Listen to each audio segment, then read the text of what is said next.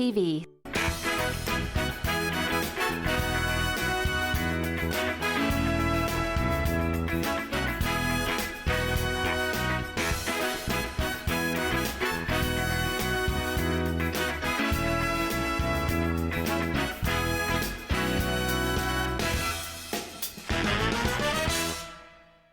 Good day and welcome back for another episode of West Talk. Today is Tuesday, March the 19th. We've got a great show for you today as usual. Great week last week in Newfoundland for sure, especially this weekend. I know a lot of you watching were with me and 1,000 other people on Saturday night at the Corner Brook Civic Centre as we celebrated St. Patrick's Day in what was without a doubt Newfoundland's biggest St. Patrick's Day celebration. What an amazing night. Big thanks to Shannigannock for making the trip over here. As well, the band Rob Lowe's Rock. And if you haven't heard of this band, you need to go on Facebook right now and look them up. These guys really impressed every single person there. They're just kind of getting started, but they're a band made of all individually exceptional musicians. So very, very impressive act, and I'm sure you'll see them performing around Western Newfoundland a lot this spring and summer as we get into festival season. And speaking of summer, for some of you, March might be a little bit early to get into that chat, but for me, you know, as soon as the temperature starts going above zero, it's come on with summertime. And that means different things for a lot of us, depending on what you do and where you live. And for the parents who are still working around the area, but their kids get off school, that means they start to look for other options. And kids' summer camps and kids' programs in the summer are obviously a very popular option. And here to talk about one of the better known institutions when it comes to kids' programming and summer camps is Bernice Rose down from the YMCA. Bernice, thanks for coming down. Hi, thanks for having me. Now, you sent over some information about, you know, telling us a little bit more about what the YMCA offers in terms of kids' camps and programs. Off camera, we chatted about how some of my best memories from my life were when I was in high school and got to be sort of a counselor at some of these camps. Super fun opportunity.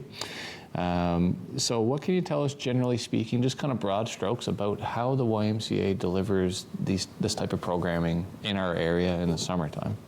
Yeah, our summer day camp program runs from usually in July and August for working parents who are needing childcare for the summer months, and generally runs from Monday to Friday, 8 a.m. to 5:30 p.m. and offers a wide variety of activities for kids aged 5 to 12 years of age. That's a pretty good age range there for sure. Yes. And so what types of, is it different types of camp programs, like different themes and things like that, or how does that generally work? Yes, the coordinators usually theme up the weeks. Right. I've seen over the years.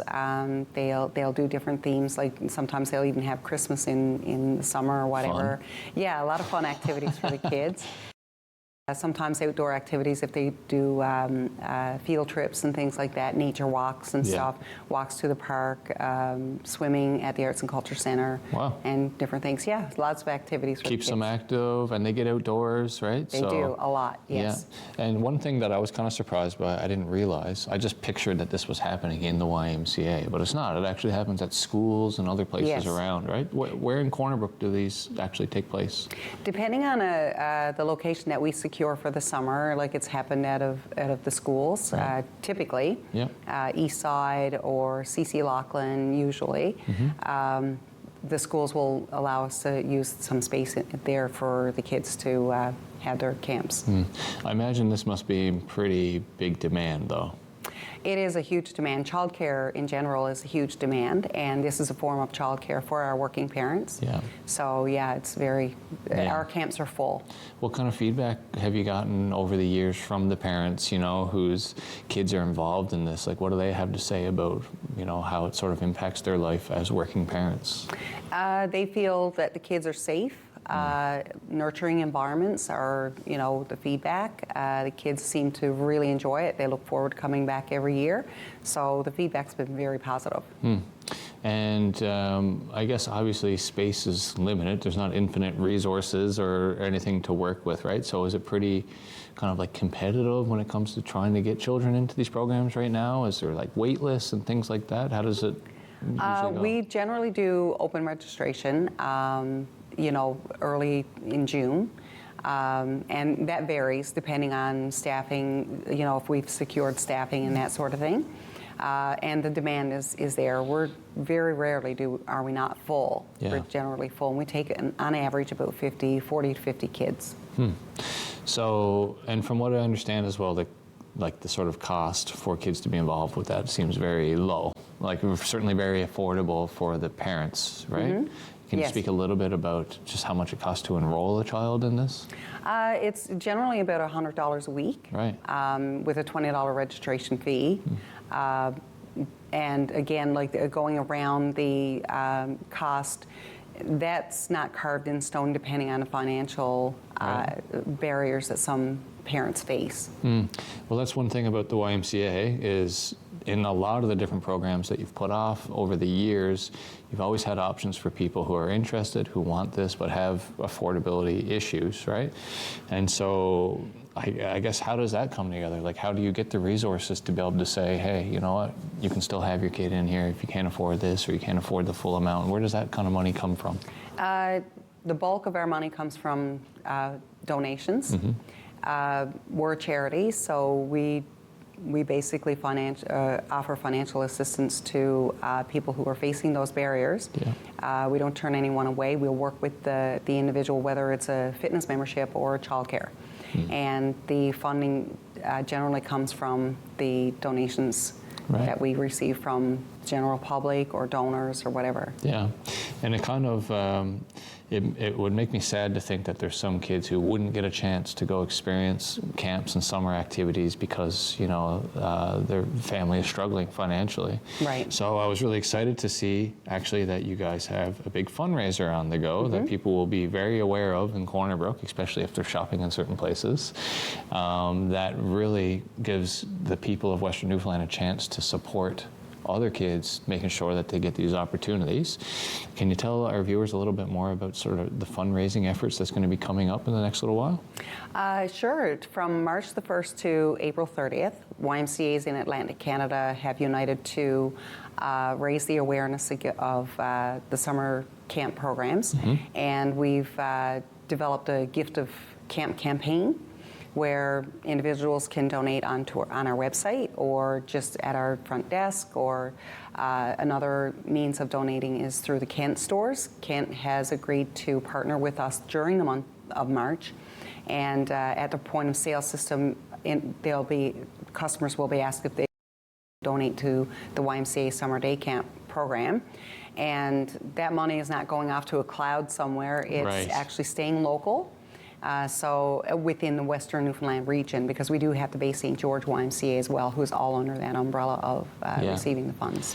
So that's a really important point, and I know that us here, especially, probably this is the case everywhere, but I know here in Western Newfoundland, when we're getting out and we're donating and raising funds, we really want to know that that's staying here in our community, because certainly our community has a lot of needs. And other parts of the country can worry about their, Exactly. I think that's the perspective here. So, and it's amazing to think that for $100, really, like $100 donation basically sends a kid to camp for a week who might otherwise not, right? Exactly. And that kid not going to camp means now that those parents are struggling in the summertime to maintain their employment, have proper care for their child. Right. So with the Kent thing, just for instance, will people be able to donate sort of like however much that they want to at the time, or is it like, add $1 onto your sale, or how does that go? Depending on how the Kent point of sale system works, in some cases, when I've been approached by other stores, they'll ask, do you want to top up your sale, like round it up or something like that. Not 100% sure if that's how what the Kent is strategy will doing be it. this year. Yeah. Right. So I think they may leave it open to the customer themselves. But the fact that they've partnered with us, not just this year, they did last year during the month of August, but this year they decided to do the March month, which is great. A busier construction sales month, I guess? Yeah, great opportunity to take up on the construction business. Yeah, busy time of year in building supply stores. So For other people who are listening to this now and are thinking, you know what, I can afford a little bit of money maybe to help send some kids to camp. What is another way that people in this area can give the gift of camp? Like, what would be another mechanism? Could they just come down to the Sure. Y and say, I want to donate, support the cause? Absolutely. They can donate through our website. Okay. There's a little donate button up at the top, and Yeah. they go in and fill out the form and enter their payment method or whatever. They can come down and do a cash donation at the front desk. We can give tax receipts. Any form of donation we're willing to take. And this initiative is, we're hoping through the Atlantic region to send 1,300 kids to camp through Wow. this initiative. Yeah, so it's very exciting. I think you were telling me as well that sometimes, like, there's obviously the camp programming that we have here in Western Newfoundland, but were you saying that there's other sorts of camps that sometimes children can go to other places to participate in, or? Depending on the why and Yeah. what their, their availability and capabilities are, locally it's a form of childcare summer day camp is what it is. But otherwise, we've noticed that they offer adventure camps and things depending on their capability of offering childcare in another form, Just about capacity, basically. Yeah, exactly. So it depends on, like, from one Y to the other, it might look different. Summer camp might look different from one Y to the other. Cool. But so how many years has this been being offered here in Western Newfoundland, the summer camps? The summer day camp has been offered for many years here in Corner Brook and Western Newfoundland. Bay St. George actually is celebrating their 10th anniversary today. Wow. But they've been offering kids camps ever since they've opened 10 years ago. Locally, we've been in the city 41 years, so we've been offering childcare, both after school, summer camp, Easter camps coming up. So we've been offering childcare ever since we opened our doors. It's just what you do. Absolutely. Wow. Well, I really want to thank you for coming in and sort of just reminding the viewer that, hey, it's time to start thinking about this stuff. And I guess people can find more information by just going to the YMCA, which is located lower level of the Millbrook Mall. Yes. And I know they can find you online. You guys have Absolutely. Facebook pages and all that. So, Yep. We'll be excited to talk to you again. Next time you have something on the go at the Y, or maybe we'll get you back after the summer and hear how the camps went Sure. and how the fundraising effort went as well. Absolutely. Thank you very much. Awesome. And that was Bernice Rose from the YMCA. We're going to take a quick break and be back in studio with our next guest. Stay tuned. So why volunteer at Rogers TV? Well, it's fun, exciting, and challenging. You can develop practical, hands-on skills in TV production, make new friends, and have fun, all while giving back to your community. For a few hours a week, you can be part of a great team making great local television. Want to find out more? Get in touch with us at rogerstv.com. Make your mark and find a new passion as a Rogers TV volunteer. Now in studio with me for this segment are two gentlemen from Deer Lake to tell us about a brand new project underway that is already saving lives in our area. Based in Deer Lake, the Haven of Rest is a new opportunity and outreach center for men in need. To tell me more about that, I have with me Mr. Clarence White and George Coles representing the Haven of Rest. Guys, thanks for coming down today. And George, off the top, I know there's a lot going on here, but why don't you give us, for the viewers at home, sort of a summary of what is the Haven of Rest? The Haven of Rest is a drug and alcohol rehabilitation center that we're endeavoring to get started in Deer Lake. We have had some success already in working with individuals who have a need in these areas. And of course, the need is of pandemic proportions today, not only in our area, but I mean nationally, as we hear in the media every day. But our aim is to provide a haven, and thus the term, the Haven of Rest. It'll be a community-based 12-month residency transition center for homeless and addicted men, or of those that are at risk of becoming the same. And our vision is to help these gentlemen, because it will be a male center, and to renew their lives and then to get back on a purpose, a aim, a goal, really to renew their lives again. Yeah. And that's our aim right now, is to be able to establish the funds, $200,000 namely, to as a down payment in order to take possession of the building that we are presently leasing. And once we do that, then we'll proceed to renovate it, and it'll become our home for to take individuals in. Now we're working toward that at present.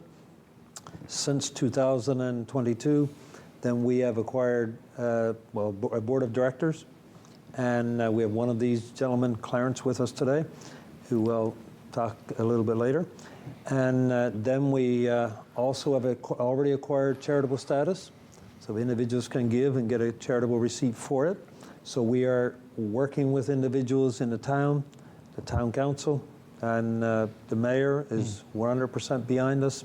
So we've already acquired memorandums of understanding from them. So it's sort of we're being proactive in all that we're doing to get things in order, to get our project on the go and available for individuals. As soon as we can get individuals in, we're getting calls pretty well every day asking, are you open? Can you help my son? Can you help my daughter? Can you help my grandson or granddaughter? And that's our aim, that's our purpose, and we're attempting to do that as soon as we possibly can and be able to help as many individuals as we can. Now, you were, for many years, actively a pastor in Deer Lake, correct? Yes. So I assume that in that role, you would always be made aware of maybe people who could use this type of help. Maybe they reach out to the church, or maybe it's through another member of the church, a family member, that you probably would have became aware of people in need, we'll say. Historically, before this and things like this were a thing, what kind of resources would people have had? Like would a man like the type of people that you've helped already, what type of resources would they have had in Deer Lake or surrounding historically? And that's one of the issues. It was very limited resources. Yeah. We have tried to help individuals, and through some of the programs that we have had in our church and connected to the church. But some of the programs that are available in our communities and our 3-week, 6-month programs, and these individuals then quickly revert back to their original state again. Yeah. And they say themselves, we need longer term so that we can really become free of all drugs and get back into lifestyle again without it. Yeah. And so we have tried to help individuals through the limited resources that we have, but bringing them to a certain point, and then we want to make it a longer time frame program, like we say, 12-month program, and that will, we feel, get them totally rehabilitated and back working somewhere. And we endeavor to do all of that together in part of our program. Now, Clarence, who are you still? I know you were. Are you still a teacher, an educator in Deer Lake? I'm a retired teacher, but I presently run a tutoring company. Okay. And I know that before Haven of Rest was a thing, you had been awarded for work and initiative that you had done in the same sort of area of need. Can you talk a little bit about kind of what that was in its early days? Well, in 2013, I was awarded special recognition by the Newfoundland Labrador Teachers Association. And the reason I was nominated for that award was because of the Humber Valley Men's Support Group, which is a group in Deer Lake that reaches out to men primarily with addictions or grieving or want to meet confidentially on a Saturday night, and you know, so basically we were just sitting around chatting and doing a course, but the men would go out the way they came in, so you kind of needed more than that, but you got connected to men in this genre, we'll say, through that Humber Valley Men's Support Group. So it was a lady at Elwood High School who nominated me for this award, and I was the first teacher from Humber Valley to get it, and I was amazed that I was, awarded it, and I asked her why she nominated me, and I thought it was for my math teaching. But she said, no, she said, I seen you helping this man off of alcohol, the man who was going to jump off the Barhouse Bridge. She said, so my mom's an alcoholic in St. John's. And she broke down and cried, and I knew then that she was touched by, I guess, what I was attempting to do in our little community. Yeah. And it's something that's very badly needed. So that Humber Valley Men's Support Group, which is a little independent group, is growing, and there's been a lot of men, probably 100 men that's come through it. We've attended multiple funerals for some of these guys.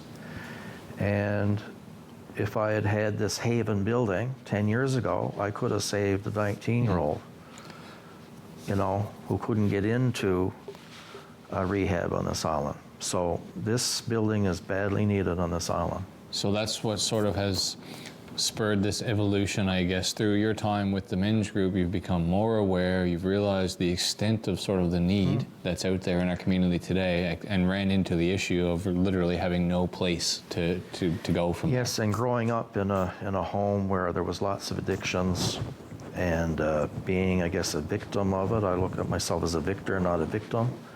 My dad was a Second World War on Juno Beach, what he's seen no human being should have seen. So he ran a business. He was very successful that way, but he was drinking, took him out in his early 50s. And then my two older brothers made the bad choices. They went down that pathway. My oldest brother died on the streets of Edmonton. So I understand what this is because I was part of it, not by choice, but just when it takes 3 members of your immediate family, it affects you for a lifetime, and you try to fight back. And I see this as an opportunity, a grand opportunity, a large building, and that's not developed at all inside. And we definitely can make something out of this to help and save a lot of men's lives on this island of Labrador. Yeah. And I think, you know, I'm sure between the two of you gentlemen and the experiences you've had, we could talk about the types of, let's say, sad stories that have happened right here in our community, probably endlessly, right? And I think for a lot of our viewers as well, it does hit close to home. I think it's a shocking amount of families who have actually seen this within their own family unit.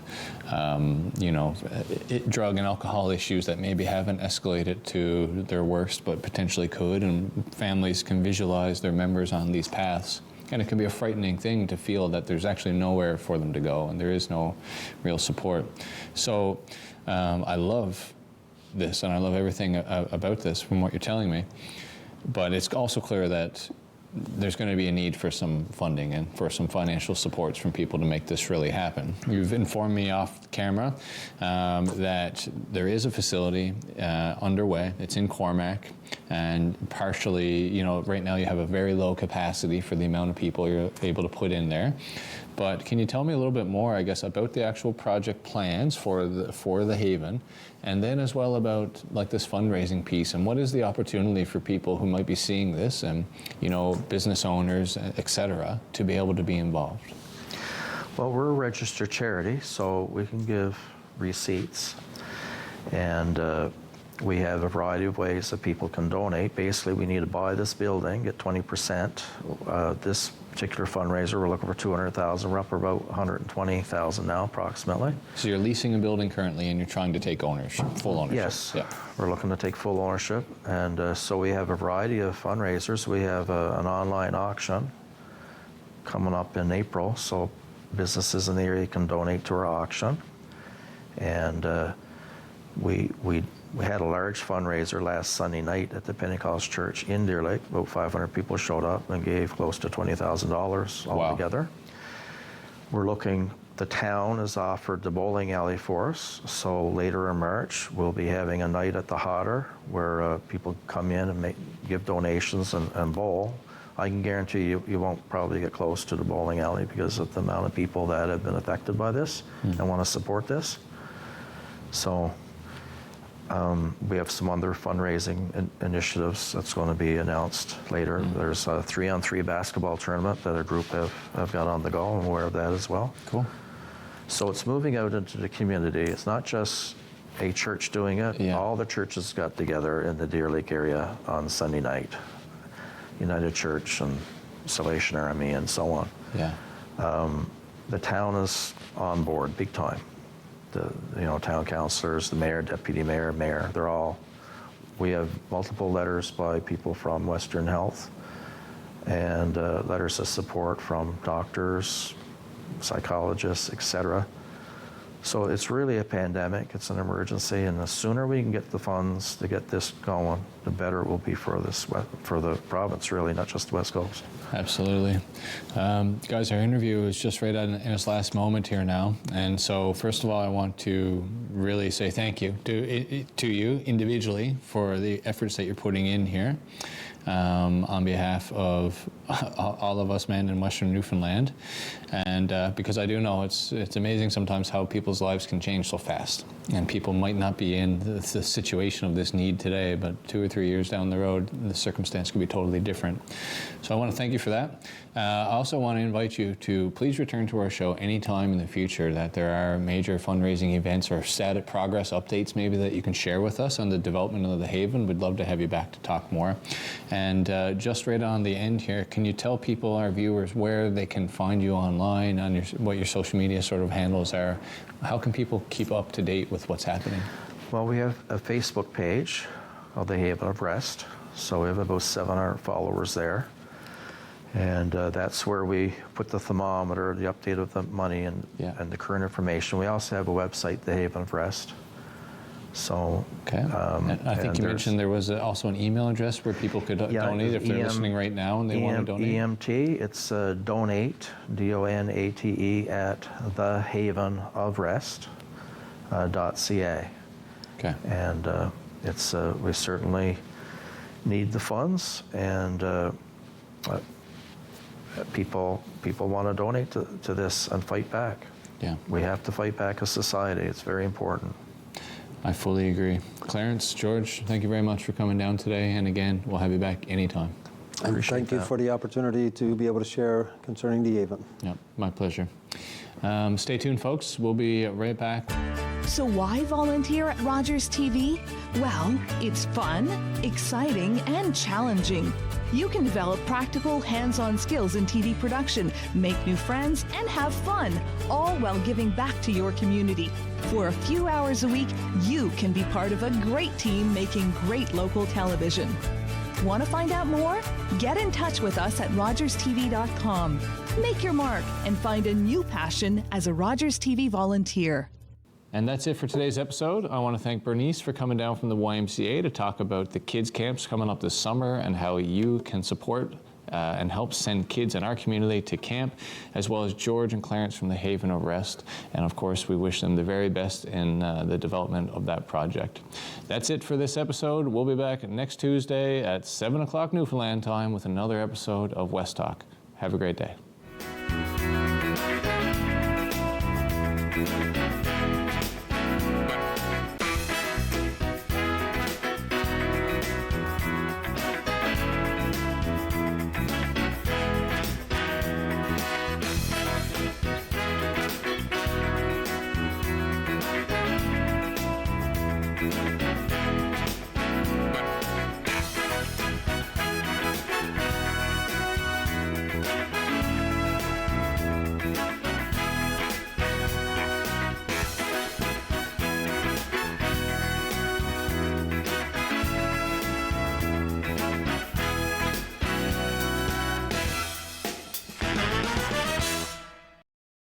Provide feedback on this show or find out how you can get involved. Email us at comments@rogerstv.com or visit our website. You're watching Rogers TV. I still remember the games. The laughter, the footsteps through the hallway. I'll never forget the challenges. Every day I come back from work, it's always like this. We're yelling in front of the kids. I'll never forget the help we needed. How far we've come.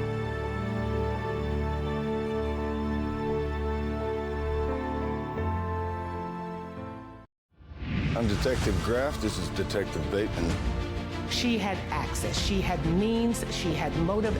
Well, you needed to win. We're doing this my way. Chicago brings out the very best in all of us. Sex, money, betrayal. I feel strongly about so many of these women. You're in the dream now. Canada's Got Talent, $1 million season!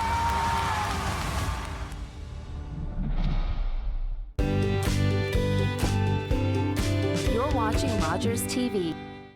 Was that 4 or 5? He's lost count and still thinks he can drive. Do you think he knows that when he is caught and charged with impaired driving, he'll lose his